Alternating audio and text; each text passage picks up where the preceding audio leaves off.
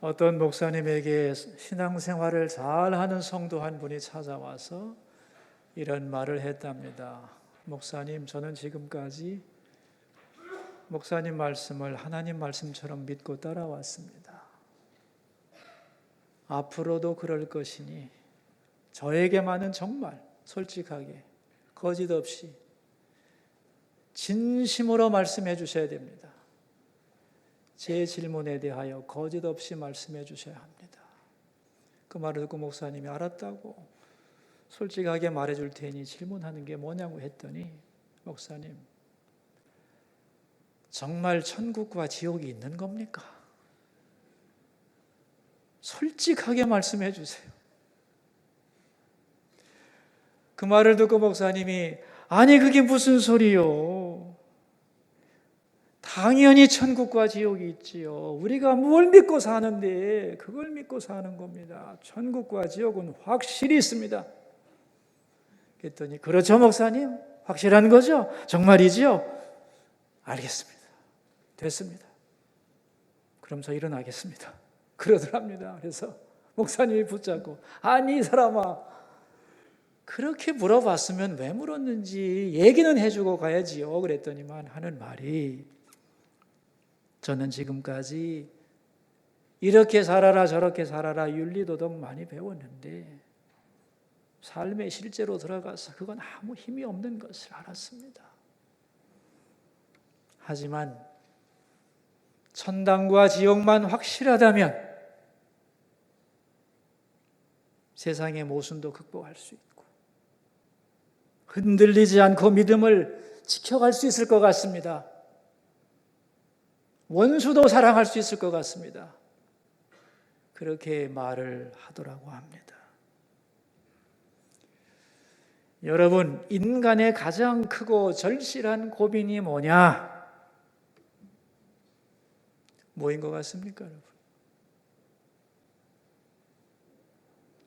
로댕의 생각하는 사람이라고 하는 조각품을 아시지요? 어떤 남자가 턱을 탁 꿰고 심각하게 고민하는 멋진 작품 아니에요? 그가 턱을 꿰고 뭘 생각하시는지 아십니까? 그 조각품의 부제가 지옥문 앞에서입니다. 뭐라고요? 죽음은 어떻게 되는가? 천국과 지옥이 있는가? 나 지옥 가기 싫다. 어떻게 하면 천국 갈 수 있을까? 그걸 생각하는 거죠. 여러분, 인간 고민의 핵심, 그 고민의 뿌리는 죽음과 그 이후에 대한 것입니다. 다른 말로는 천국과 지옥에 대한 것이에요. 왜냐하면 인간의 모든 가치관, 삶의 모든 평가의 기준이 거기서 다 확인되기 때문이지요. 유명한 영국의 처칠 수상은 2차 세계대전이 끝난 후에 영국의 도덕이 땅에 떨어진 것을 개탄하면서 정치가로서의 자기의 한계를 뼈저리게 느낍니다. 그리고 이렇게 고백을 했습니다. 대영 제국이 이렇게 무너지고 문란해진 것은 우리나라에서 더 이상 천국과 지옥이 선포되고 있지 않기 때문입니다. 사람들이 갈등하고 죄에 빠지고 휘청거리는 이유는 그들의 가치관을 확실하게 붙잡아줄 천국과 지옥에 대한 분명한 확신이 없기 때문이라는 거예요.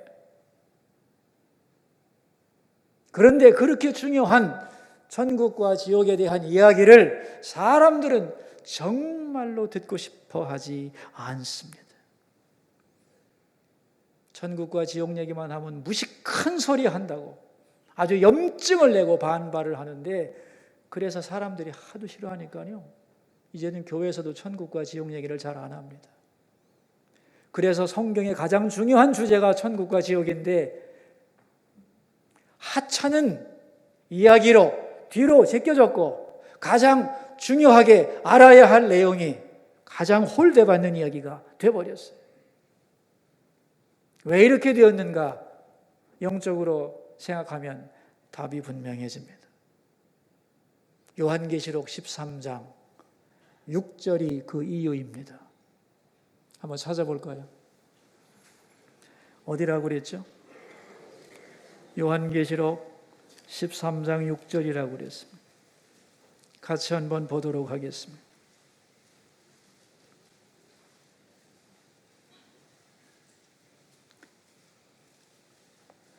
우리 함께 읽어볼까요? 짐승이 입을 벌려 하나님을 향하여 비방하되 그의 이름과 그의 장막 곧 하늘에 사는 자들을 비방하더라. 사탄이 싫어하는 것 세 가지가 있는데, 사탄이 지긋지긋하게 싫어하는 것 세 가지가 있는데, 첫째가 뭐라고 그랬어요? 하나님. 두 번째는 하늘에 있는 그의 장막, 천국. 세 번째, 거기에 사는 하나님의 백성들. 이 세 가지를 사탄은 말하기를 싫어한다고 그랬어요. 하나님과 하나님의 백성과 그의 나라, 천국에 대하여 말하는 것을 사탄은 너무너무 싫어해요. 왜? 자기의 실패를 가장 정확하게 드러내는 현장이기 때문에. 그러나 하나님은 여러분 언제나 말씀했습니다. 그 나라를 사모하고 거기에 관심을 두라고. 왜냐하면 하나님 나라를 바라볼 때 우리에게는 소망이 생겨나고 세상을 이길 능력이 거기서 주어지는 것이기 때문에, 하나님은 천국에 대하여 말씀하시는데 사탄은 절대로 듣지 못하게 해서 우리의 마음을 천국에 두지 못하고 이 땅에 머물도록 한다는 거예요. 그래서 발악하고 있는 거예요. 그러면 우리가 그럴수록 영원한 미래와 천국과 지옥에 대한 말씀을 듣고 무장해야 될 줄로 믿습니다. 그럴 때 우리는 이 땅에 살지만 이 땅에 붙들리지 않는 하나님의 사람으로 살아갈 수 있는 거죠. 우리는 지난 시간에 무엇을 바라보아야 하는가에 대한 말씀을 나누었어요. 늙어가는, 낡아져가는 겉사람만 보면 안 된다. 새로워지는 속사람을 보아야 된다. 우리에게 다가오는 환난만 보면 안 된다. 그 환난의 고통을 넘어서 그 속에서 이루어지는 영광스러운 부분을 보아야 된다. 그리고 잠시만 지속되는 것이 아니라 영원한 것을 바라봐야 된다. 그것을 넘어서 역사의 주인 되시는 하나님이 모든 것을 합력하여 선을 이루어 가시는 것을 바라볼 때에 우리는 낙심하지 않고 미래를 향해 걸어갈 수 있다 그랬어요. 기억나시죠? 오늘은 우리가 죽은 후에 어떻게 되는가? 우리 인간의 종착점에 대한 말씀을 하고 있습니다. 우리 인간의 목적지가 어디냐는 거예요. 왜 목적지를 말씀하는가 하면 목적지를 알아야만 방향을 잃지 않을 수 있습니다. 그리고 소망을 가지고 전진할 수 있기 때문에. 그래서 하나님의 백성들에게 하나님은 우리의 최후의 미래가 어떠한 것인가를 보여주고 계시는 거죠.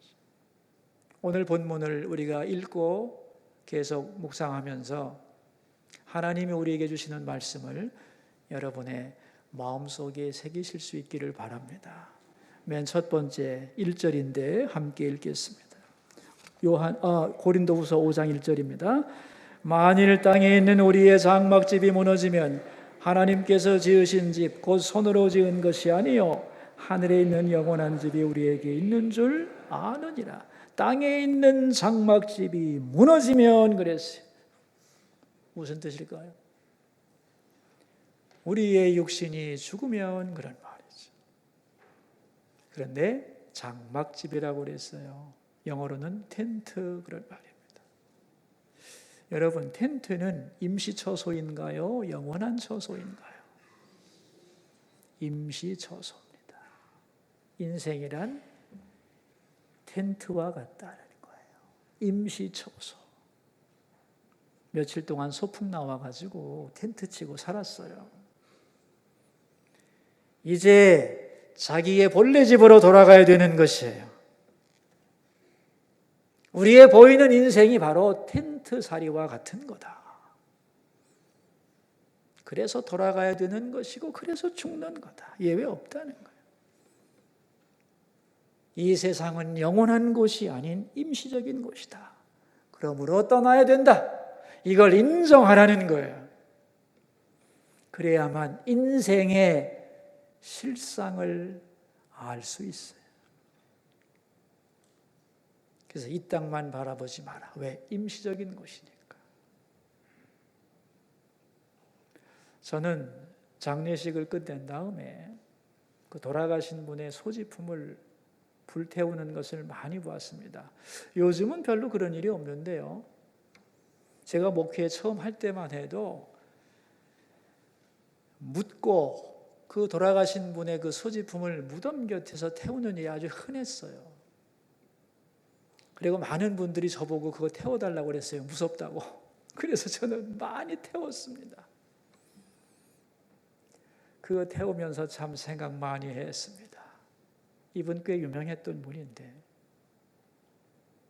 돌아가고 마지막에 그분의 마지막 물건 참 보따리 하나밖에 없어요. 그것도 다 태워버립니다. 생각 많이 했죠. 이렇게 끝나는 것인데 그럼 뭐 때문에 그렇게 속을 끓이고 갈등하고 그렇게 죄를 짓고 그랬을까?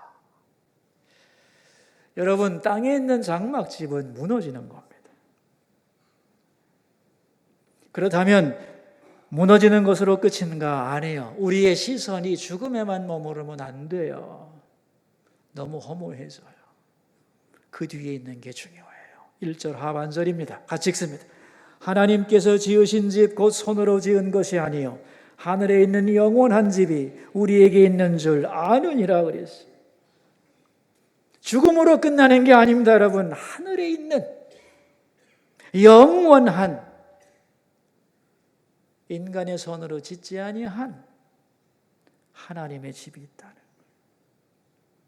우리가 살아가는 이 땅보다 더 좋은 하나님이 직접 설계하시고 만드신 나라, 그런 나라가 있다. 그러니까 천국이라고 하는 것은 우리의 머릿속에, 관념 속에 존재하는 게 아니라는 거예요. 더 나아가서 이 땅의 어떤 도시, 인간의 기술과 문명과 제도가 완비된 완벽한 도시를 능가하는 그러한 세상적 도시의 극치, 그런 의미의 천국도 아니라는 거예요. 성경이 말하는 천국이란 우리가 죽은 다음에 가게 되는 하나님이 직접 만드신 영원한, 그리고 실제로 존재하는 장소다. 아멘? 그걸 말씀하는 거예요. 여러분, 이 세상에서 가장 큰 거짓말은 뭐냐 하면은 죽으면 끝이다. 그것은 거짓말입니다. 사탄의 가르침이요 성경에 의하면 죽음으로 끝나는 것이 아닙니다. 우리의 장막집이 무너지면 하나님께서 지으신 집, 그 집으로 가는 거예요. 아멘입니까? 그런데 그 집은 좋다고 그랬어요. 그 좋은 이유가 많지만 오늘 본문에서 두 가지만 말씀하려고 합니다. 첫째는 4절 때문에 좋다는 거예요. 읽어볼까요? 참으로 이 장막에 있는 우리가 짐진 것 같이 탄식하는 것은 벗고자 함이 아니요 오히려 덧입고자 함이니 죽을 것이 생명에 삼킨 바 되게 하려 함이라. 죽을 것이 생명에 삼켜진 것이기 때문에. 무슨 말일까요? 죽음이 생명에 의해 삼켜졌다. 죽음이 이제는 없다는 거예요. 영원한 생명만 있는 것, 죽음의 슬픔이 없고 영원한 생명의 충만함으로 가득한 곳이 천국의 성격이라는 거죠. 두 번째는 8절에 나옵니다. 함께 읽읍시다. 우리가 담대하여 원하는 바는 차라리 몸을 떠나 주와 함께 있는 그것이라. 주와 함께 있는 것이기 때문에 그렇다는 거예요. 우리가 사모하고 기다리던 주님과 같은 공간에서 영원히 함께하는 생명만 있는 곳이기에 그 천국은 여기보다 훨씬 좋은 곳입니다. 그런 말이에요. 우리가 지금 주님의 자녀로서 하나님 나라를 바라보고 살아가지만 우리의 실상은 어떠한가 하면 6절에 주와 따로 떨어져 있다고 그랬어요. 6절에 그죠? 이렇게 말하죠. 그러므로 우리가 항상 담대하여 몸으로 있을 때에는 주와 따로 있는 줄을 아노니. 지금은 하나님의 자녀지만 주님과 분리되어 있어요. 가끔 은혜 받아서 충만할 때는 주의 임재를 느끼고 바로 천국이 내 앞에 있는 것 같지만 그렇지 않은 순간이 더 많죠. 그래서 좌절하고 낙심하고 세상에 물들고 휘청거리는 거 아니겠습니까? 이 땅이 다가 아니다. 더 좋은 하나님 나라가 있다. 그곳은 죽음이 없는 곳이야.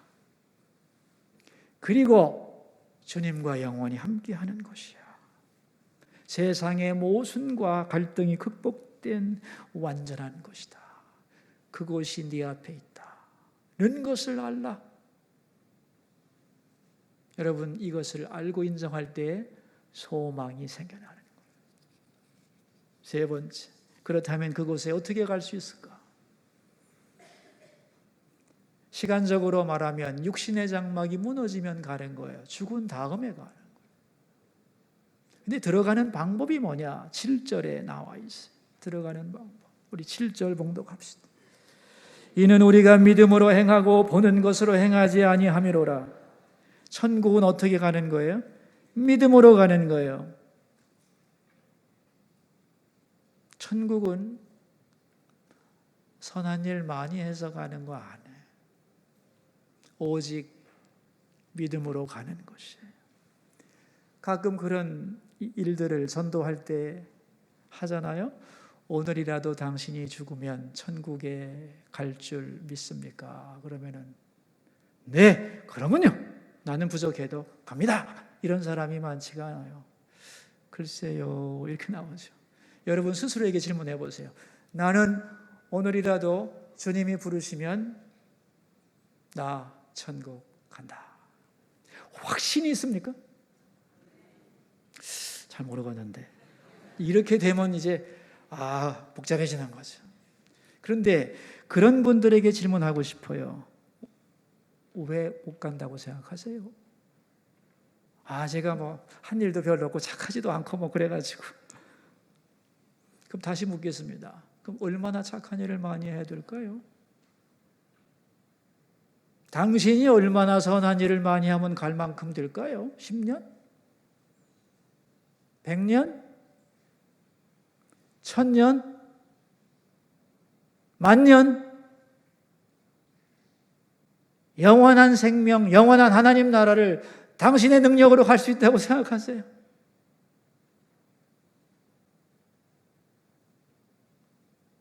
불가능해요, 여러분. 많이 하면 갈 수 있다고 착각하지만 그것이 상당히 논리적으로 된 것이라고 생각하지만 이 율법주의라고 하는 것은 엄청나게 교만한 거예요. 당신이 어떻게 그 대가를 지불하겠는가? 영원한 천국에 대하여. 할 수 있을 것 같아요? 돈 얼마 내면 되겠어요? 얼마나 많은 선행으로 천국에 들어갈 자격을 얻을 것 같아요, 여러분? 불가능해요. 오직 예수 그리스도의 은혜로만 천국에 가는 겁니다. 그래서 하나님이 만드신 방법이 예수 구원이에요. 십자가 은혜로 내 죄를 용서하셨다. 그걸 믿는 자에게 하나님의 자녀가 되는 권세를 주신다. 그리고 자녀가 되었기에 아버지의 나라에 들어가는 것뿐이요. 아멘. 그 믿음으로 가는 거예요. 그러니까 엉뚱한 생각하면 안 됩니다. 믿음 없어 못 가는 거지. 행위가 없어 못 가는 게 아니에요. 믿음으로 천국에 가는 것이에요. 그 과정을 10절에서 자세하게 설명합니다. 우리 10절 말씀을 읽겠습니다.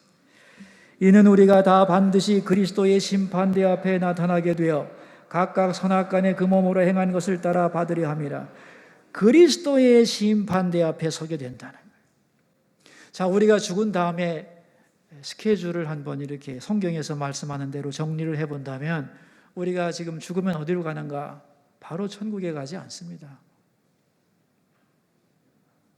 하나님 믿고 사랑했던 사람들은 낙원에 가요. 그죠? 아브라함의 품이라고 하는 곳으로 가요. 하나님 모르고 죄 가운데 살던 사람 음부라고 하는 곳에 가요. 거기에 머무릅니다. 그리고 이제 때가 되어 예수님 재림하시고 그럴 때에 모든 살아있는 자와 죽은 자가 부활하여 이제 그때에 모두가 다 일어나서 그리스도의 심판대 앞에 서게 되는 거예요. 이게 성경의 말씀이에요. 그래서 그 심판대 앞에 서서 우리 주님의 심판을 받고 영원한 천국과 지옥으로 가게 되는 것이다. 그런 말이에요. 많은 성도님들이 예수 믿으면 심판받지 않는다 그러는데 아니에요. 그렇지 않습니다. 심판을 받습니다. 정확하게 받습니다. 10절 끝을 보십시오. 각각이에요. 각각. 선악간에 그 몸으로 행한 것을 몸이 있을 때 이 땅에서 행한 그대로 받으려 함이라 그랬습니다. 그럼 뭐야? 믿음으로 간다는 거하고 심판받는다는 거하고 여기서 오류가 있으면 안 돼요, 여러분. 믿음은, 구원은 믿음으로만 받습니다. 그러나 상급은 행위로 받는 겁니다. 믿음은 공짜입니다. 오직 은혜로 믿음으로 구원받는 것입니다. 그러나 천국은요, 계급사회입니다. 내가 행한 것을 주님은 다 정확하게 판단하시고 심판하시고 갚아 주십니다. 저는 이런 분들 많이 봤습니다. 제가 제 주변에 제 상황에서 그저 부끄러운 구원만 받으면 되지 멸류관까지 안 받아도 됩니다. 천국에 가서 감사하겠죠. 구원받은 것에 대해서. 하나님이 우리가 행한 것에 대하여 멸류관 주실 때 받아야 되지 않겠어요, 여러분?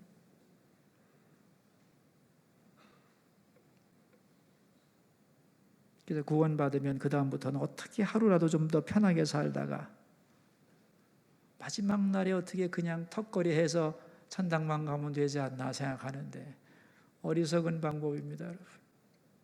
믿으려면 확실하게 믿고 멸류관 주기로 작정하신 하나님 앞에 충성스럽게 헌신하셔서 모두 다 은혜의 멸류관 받기를 축원합니다. 하나님은 거기에 대하여 정확하게 심판하신다고 했어요.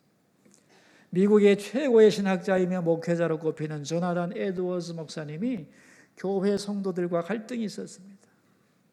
그리고 성도들이 신앙생활하는 걸 보니까 시험에도 들고 낙심도 많이 하고 기복이 너무 심한 거예요. 그래서 이 목사님이 이런 설교를 했습니다. 여러분, 심판날에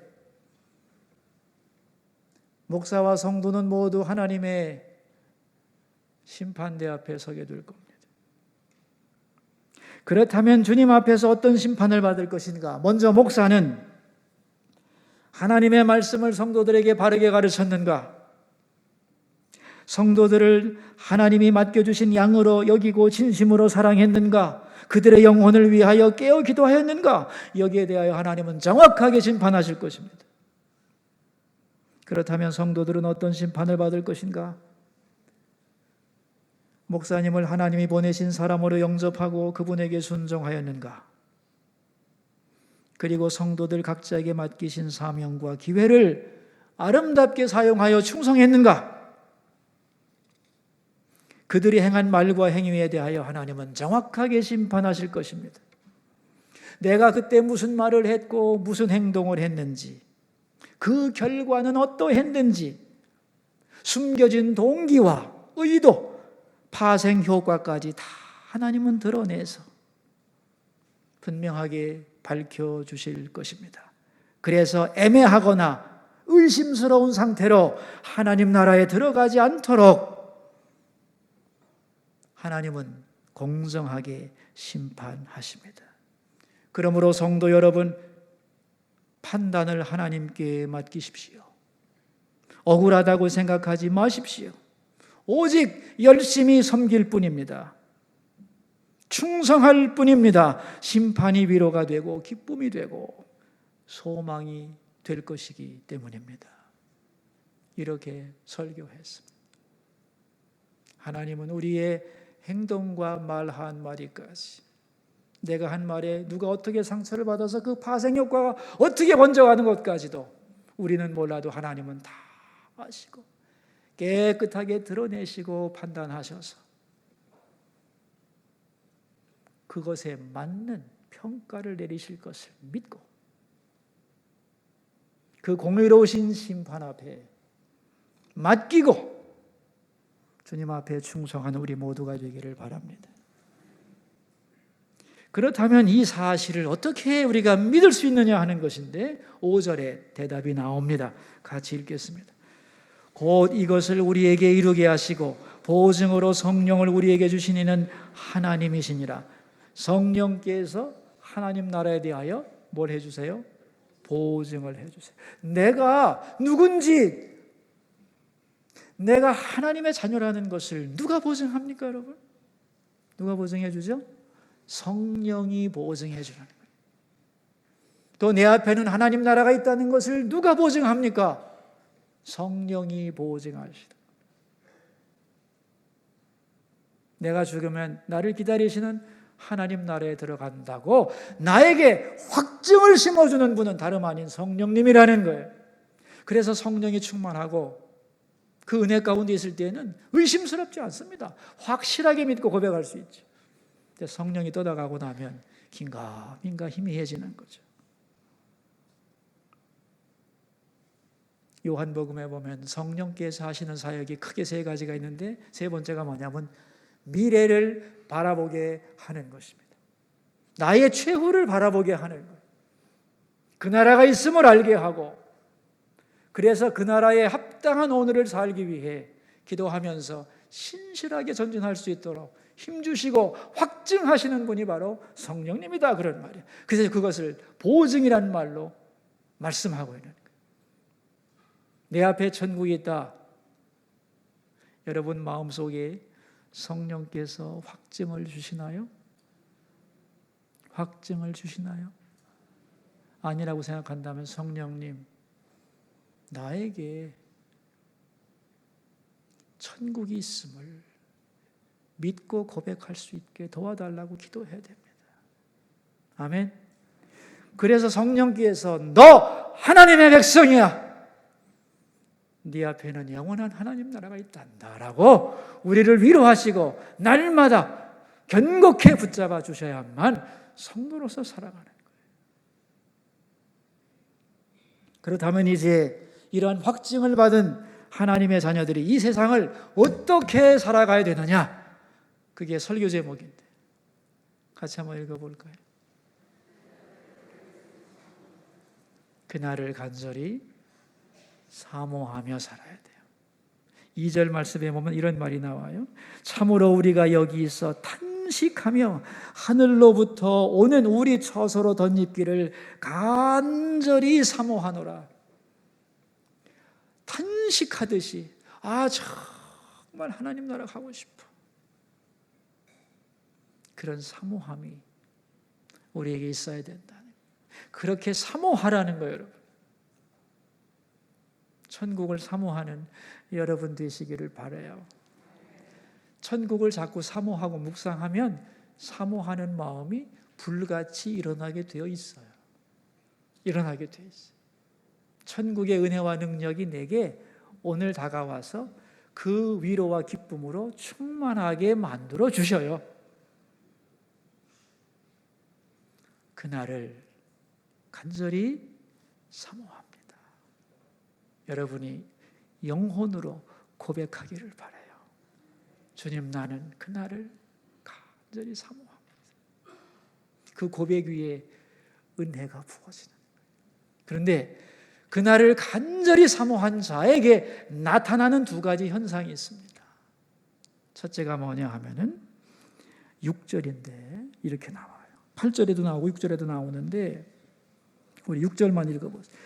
그러므로 우리가 항상 담대하여 몸으로 있을 때는 주와 따로 있는 줄 아느니, 담대하여 이랬어요. 8절에 봐도 담대하여 이랬어요. 그러니까 그날을 간절히 사모하는 자에게는 하나님이 뭘 주시냐면요, 뭘 주세요? 담대함을 주세요.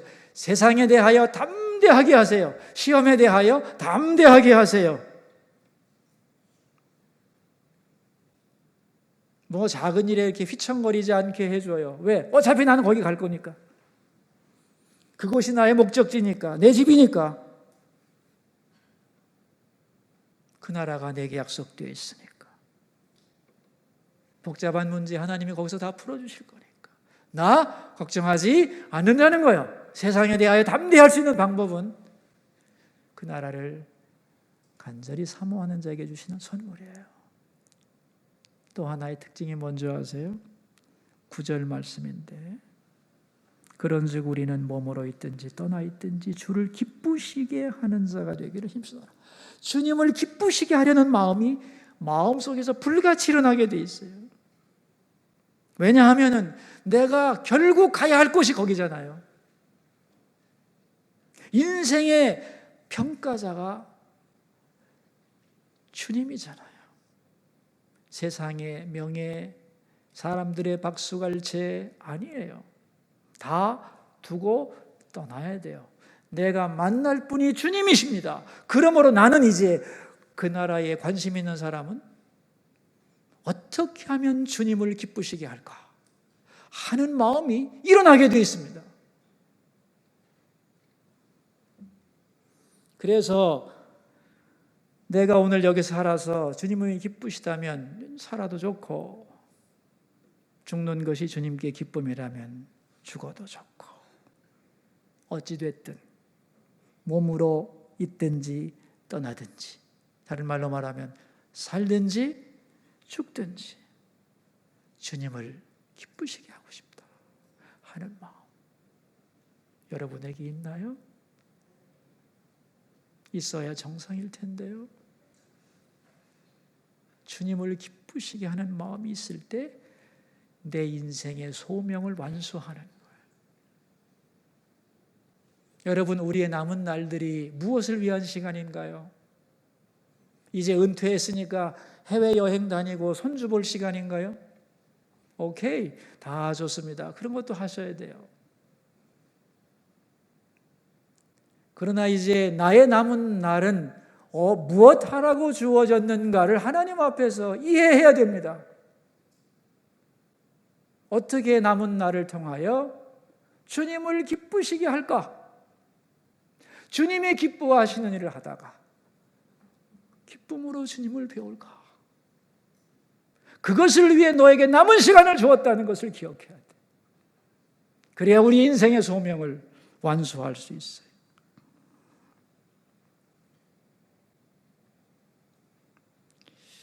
혹시 내가 너무 천국만 생각하면 약간 이상한 사람이 되지 않을까?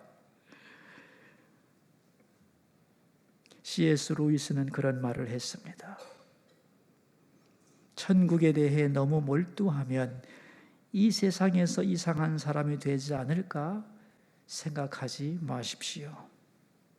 역사를 읽어보면 금생을 위하여 가장 많은 일을 한 사람들은 바로 내 생을 위해 가장 많이 생각했던 사람들임을 알 수 있습니다.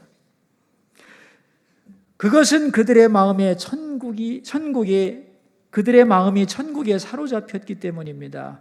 이 생에서 그리스도인들이 능력을 발휘하지 못하게 된 것은 그들 대부분이 천국에 관해 생각하기를 중단했기 때문입니다.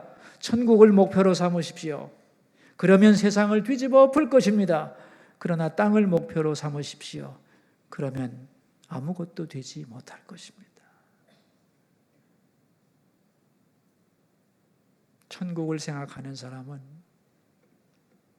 사심 없이 이 땅에서 주님을 기쁘시게 할 일이 뭔가, 내게 주어진 소명이 무엇인가를 완수하는 일에 두려움 없이 헌신할 수 있습니다. 그러나 이 땅이 전부인 사람은 어떻게 해서라도 살아야 되기 때문에 비겁하게 되죠.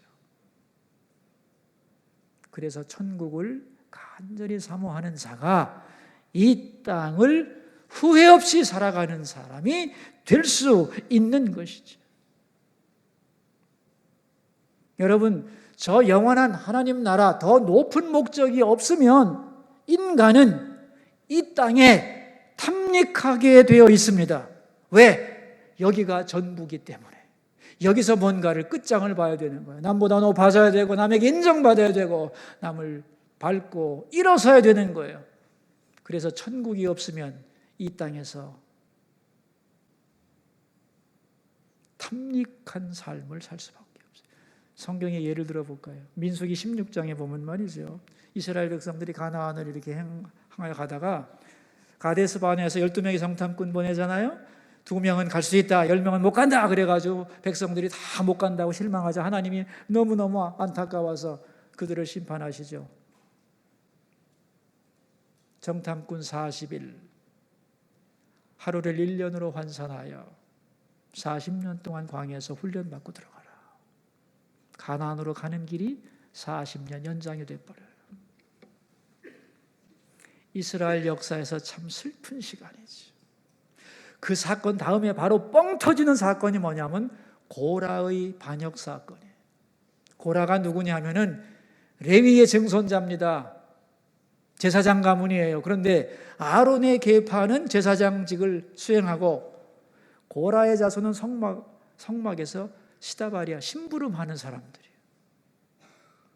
가나안에 빨리 간다는 생각이 있을 때는 걱정이 없었어요. 빨리 가면 되니까. 그런데 그 희망이 사라지자 현실 속에서 불만이 생기는 거예요. 왜 누구는 제사장이고 누구는 성전 청소부냐? 우리도 같이 해보자.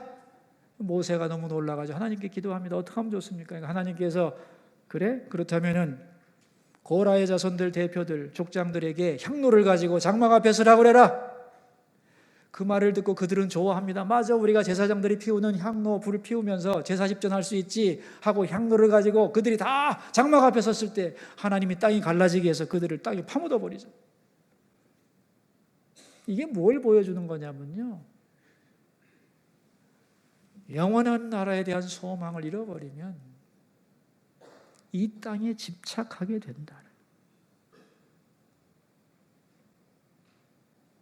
그러므로 영원한 나라를 바라본다는 것은 이 땅을 초월하는 길이기도 하죠. 오늘 본문은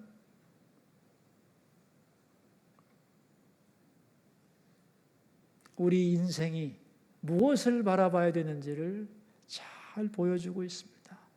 인생이 복잡할 것 같죠? 아닙니다. 간단합니다. 첫째는 인생은 잠깐이다. 그러나 죽음으로 끝나는 게 아니라 영원한 세가 있다는 것을 알아라. 그랬어요. 그 다음, 저 하늘나라는 믿음으로 가는 거다. 그러나 너희의 행한 모든 것을 하나님은 정확하게 심판하신다는 걸 기억하라. 그리고 그 나라를 간절히 사모해라. 그러면 세상에 대하여 담대하게 될 것이고 주님을 기쁘시게 하려는 마음이 일어날 거야. 그 마음 가지고 네 소명을 완수하라는 거예요. 그날을 간절히 사모하는 것. 여러분, 이것은 허황된 꿈이 아닙니다. 하나님의 명령이요, 진정한 소망을 가지는 길이요, 세상을 이기는 능력인 줄로 믿습니다. 그날을 간절히 사모합니다. 이 마음을 가지고 승리하는 여러분 되시기를 주의 이름으로 축원합니다. 기도하겠습니다. 우리 세 가지 기도 제목을 가지고 주님 앞으로 나갑니다. 첫 번째 기도 제목입니다. 죽으면 다 끝이다. 그런 거짓말에 속지 않게 하시고 영원한 나라, 천국과 지옥이 있음을 확실히 알고 살아가게 해주소서. 기도하겠습니다. 하나님 아버지, 오늘 우리는 고린도후서 5장 1절부터 10절 말씀을 통하여 우리의 장막집이 무너지면 끝이 아니고 하나님께서 지으신 집, 손으로 지은 것이 아니요 하늘에 있는 영원한 집이 우리에게 있는 줄 안다고 했습니다. 죽으면 끝이라는 거짓말에 속지 않게 하시고 영원한 나라 천국과 지옥이 있음을 확실히 믿고 이 진리 위에 서서 살아갈 수 있게 주님 도와주시옵소서. 두 번째 기도 제목입니다. 간절히 그 나라를 사모하게 하소서. 그래서 세상에 대하여 담대하게 하시고 주님을 기쁘시게 하려는 마음이 우리 가운데 가득하게 하옵소서. 기도하겠습니다. 하나님 아버지, 그날을 간절히 사모합니다. 주님을 향한 우리의 고백이 되기 원합니다. 주님, 저는 그날을 간절히 사모합니다. 보이는 세상에 대하여 두려워하지 않고 휘청거리지 않고 담대하게 하소서. 그리고 인생의 진정한 평가자이시고 오늘도 나를 기다리시는 우리 주님을 어떻게 기쁘시게 할까? 그 마음을 가지고 남은 인생 열심히 살게 하소서. 세 번째 기도 제목입니다. 수서교회의 여름 사역과 우리나라를 위해 기도하겠습니다. 하나님 아버지, 7월이 됐습니다. 교회 학교의 여름 행사들이 많이 열리고 있습니다. 수고하는 교역자님들, 부장님 이하 모든 교사들, 참여하는 사랑하는 우리 자녀들 새롭게 하시고 복 내려주시고 주님의 사람으로 인쳐주시고 그들의 눈을 열어주시고 새롭게 빚으시는 아름다운 역사 이루소서. 우리나라를 붙잡아 주시고 대통령이 미국을 방문 중에 있습니다. 지혜롭게 하시고 좋은 열매 거두게 하시고 하나님 앞에 겸손하고 나라와 민족의 미래를 깊이 생각하면서 잘 다스릴 수 있는 지도자가 되도록 붙잡아 주옵소서. 살아계신 하나님, 천국과 지옥에 대한 믿음이 없기에 사람들은 방탕하고 죄 속에서 헤매고 있습니다. 가치관이 흔들리고 있습니다. 그리고 무너지는 장막집을 바라보며 탄식하고 있습니다.